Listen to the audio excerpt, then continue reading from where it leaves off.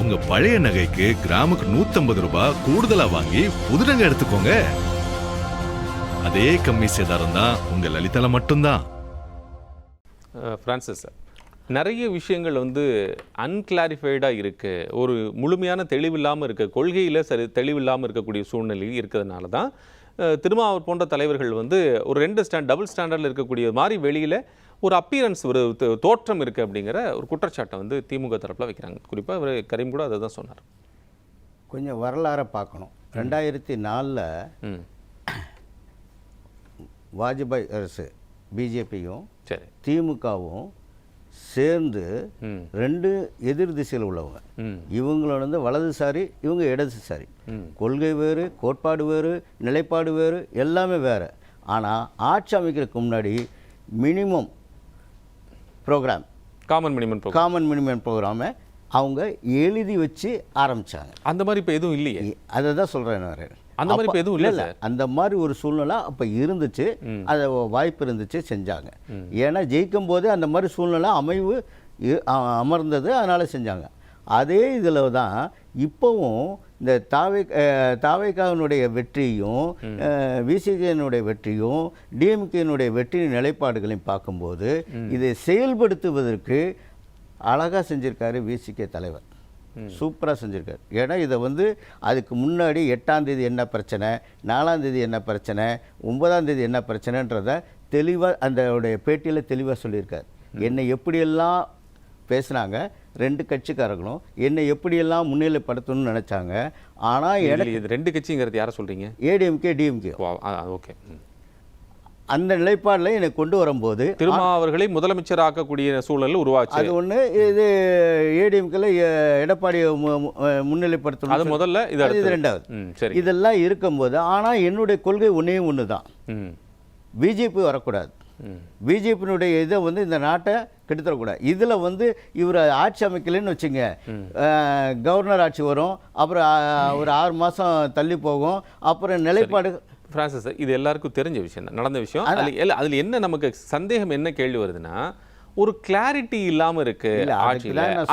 அந்த கிளாரிட்டி இல்லாமல் எங்களுக்கு நாங்கள் எப்படி நம்பிக்கை கொடுக்கறது அப்படிங்கிற அந்த கேள்வி வருகின்ற போது விசிகாவோ இடதுசாரி இயக்கங்களோ நாங்கள் 5 வருஷத்துக்கு இன்னும் அவர்களுக்கு தொடர்ச்சியாக அந்த ஆட்சி அமைவதற்கு அல்லது ஆட்சி கலையாமல் இருக்கிறதுக்கு நாங்கள் ஒரு பாதுகாப்பாக இருப்போம்னு சொல்கிறாங்க. இதில் என்னென்னா அந்த காமன் மினிமம் ப்ரோக்ராமை பேசி வச்சு இதை ஆட்சி அமைக்கலை. ஏன்னா இவங்க கூட்டணி கட்சி கிடையாது. சரிங்க. ஆனால் அதனால் என்ன செஞ்சிட்டாங்க, நம்பிக்கையின் பேரால் நாங்கள் ஆதரவு தரோம், கூட்டணியில் மந்திரி சபை இருக்கும்போது எங்களுடைய கொள்கை கோட்பாடு, யாருடைய கொள்கை கோட்பாடு, விசிகேனுடைய கொள்கை கோட்பாடுகளில் என்றைக்கு வேணாலும் தடுமாறினாலோ, பிஜேபியோட சேர்ந்தாலோ, இல்லை எங்களுக்கு எதிராக செஞ்சாலோ நாங்கள் எந்த நேரத்தினாலும் வெளியேறுவோன்றது தான் இதனுடைய அர்த்தம். தாவேகா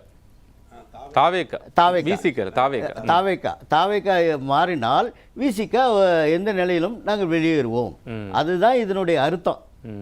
இது தெளிவாக இருக்கார். அவர் ஒரு டவுட், இப்போ அவர் கூட கரீம் கூட மீண்டும் குறிப்பிட்டார், எப்படி 40 நாளைக்குள்ள எப்படி அந்த முடிவுக்கு வந்தீங்க? இதெல்லாம் 1 மாதம் ஆட்சி அமைஞ்சிருச்சு. சரி, இதற்கு முன்னாடி எப்படி அந்த முடிவுக்கு வந்தீங்க? பேசுறதுக்கான டைமே இல்லைல்ல. விசிகாவும் தாவேகா தலைவரும் கொள்கை மினிமம். ஆமாம் சார், அவசரம் தானே. அல்ல சார், அப்போ நீங்கள் 9ஆம் தேதி திமுக கூட்டணி நின்று ஜெயிச்சவர்கள் சார். திமுக கூட்டணி ஜெயிச்சிட்டாங்க. ஜெயிச்சு அவங்க முதலமைச்சர் திரு விஜய் தாவேகாவுடைய தலைவர் நம்பர் அவங்க பக்கம் போய் ஆதரவு கேட்குறாரு, கடிதம் கொடுக்குறாங்க, முக்கிய நிர்வாகிகள்லாம் பேசுகிறாங்க, அழைப்பு கொடுக்குறாங்க, போய் ஜாயின் பண்ணுறாங்கன்னு வச்சுக்கோங்க. எந்த அடிப்படையில் அப்படிங்கிற ஒரு கேள்வி வரும் இல்லையா சார்?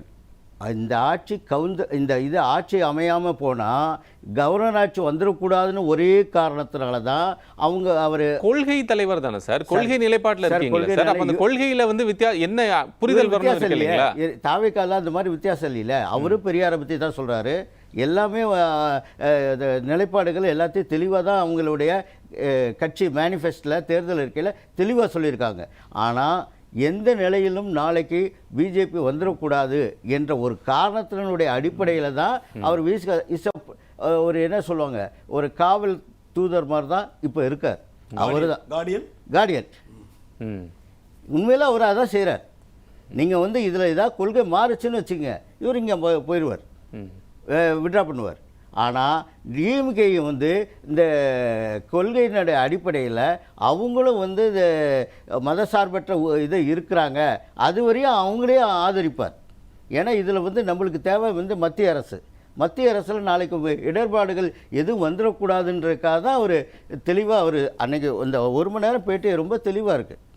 யார் தலைவர் திருமாவளவனுடைய பேட்டி ரொம்ப தெளிவாக எல்லாருக்கும் என்னென்ன கதை, ஹிஸ்ட்ரி, அதனுடைய கொள்கை, கோட்பாடு இல்லை அதெல்லாம் வந்து நம்ம ஏற்கனவே தொடர்ச்சியாக பார்த்ததான். அவரே பல பேட்டியில் சொல்லிட்டார். 8ஆம் தேதி நாங்கள் இதில் இடதுசாரி இயக்கங்கள் சொன்னாங்க, நாங்கள் 9ஆம் தேதி கொடுத்தோம், என்னை வந்து முதலமைச்சர் ஆக்குவதற்கான ஒரு வாய்ப்பு வந்தது, அது நான் வந்து முதல்ல கேட்கும்போது ஒரு நகைப்புக்குரியதாக இருந்தது, நான் சிரிச்சிட்டேன், இதெல்லாம் ஓகே.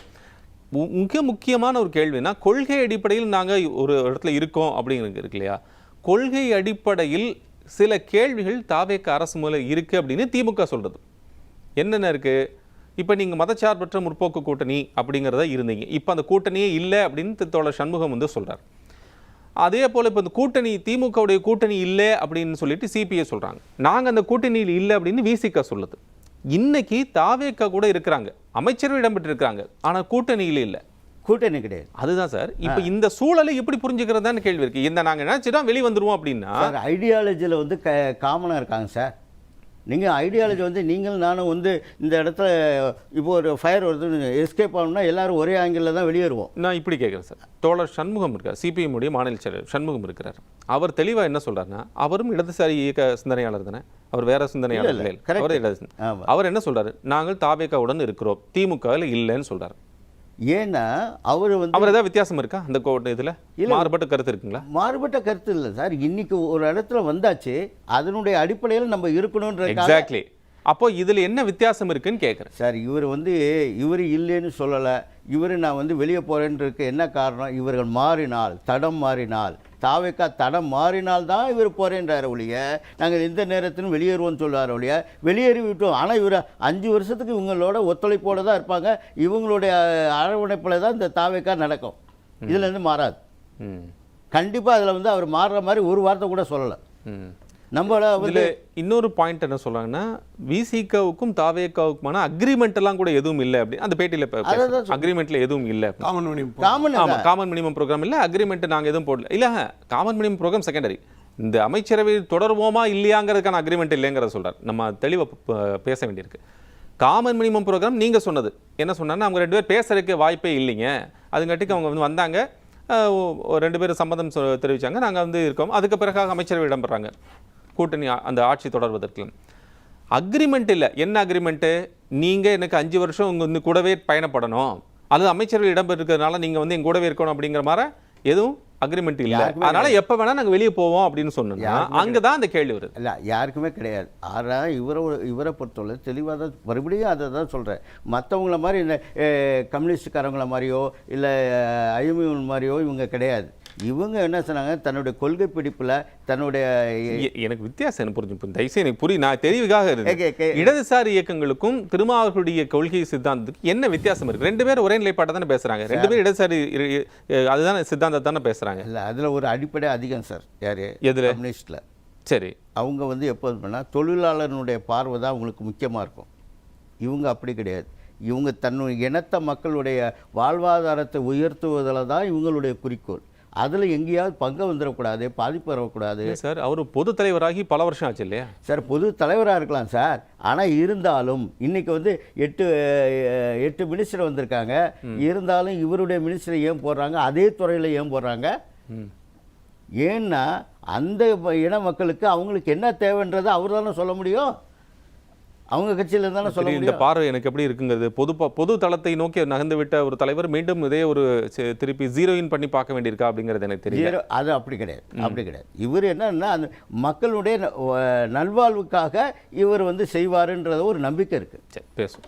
பிரான்சிஸ், ஏடிஎம்கே வந்து தாவேக்காவோட சேர்ந்து எடப்பாடி வந்து முதல் 2 வருஷம் ஆட்சி செய்யணுன்ற ஒரு ப்ரொப்போசலை வச்சாங்க. அதனால் ஏடிஎம்கே பற்றி அவங்க யாருமே எடுத்துக்கல. இதுக்கப்புறம் இந்த இவர் தலைவர் திருமாவளவனோட என்னன்னா இதில் வந்து பணம் வாங்காமல் பணம் கொடுக்காம ஜெயிச்சிருக்காங்க. மதசார்பற்ற ஏழை இதிலிருந்து அவங்க வெற்றி பெற்றிருக்காங்க. சரி. இது மாதிரி சமூக நீதியில் இருக்கும்போது 8 பட்டியலினத்தார மந்திரியாக இருக்காங்க. அப்போ தான் அவருக்கு ஒரு மனசுக்குள்ளார ஒரு கன்வின்ஸ் ஆயிருக்கு. Right Francis. இது உடன்படிக்கைக்கு பதிலாக இந்த எல்லோருக்கும் தெரிந்து கொள்ள வேண்டும் என்பதற்காக அவர் தலைவர் அவர்கள் திருமாவளவன் அவர்கள் வெளிப்படையாக தெளிவாக உடன்படிக்கை செய்யாமலே இதெல்லாம் இருக்கும் என்பதை ஆளுகின்ற ஆட்சியாளருக்கு அக்ரிமெண்ட் போடாம ஒரு புரிதல் இருக்கிறாருன்னு சொல்றீங்க. புரிதலை வெளியில காமிக்கிறார். உங்க பழைய நகைக்கு கிராமுக்கு 150 ரூபாய் கூடுதலா வாங்கி புது நகை எடுத்துக்கோங்க. அதே கம்மி சேதாரம் தான் உங்க லலிதால மட்டும்தான்.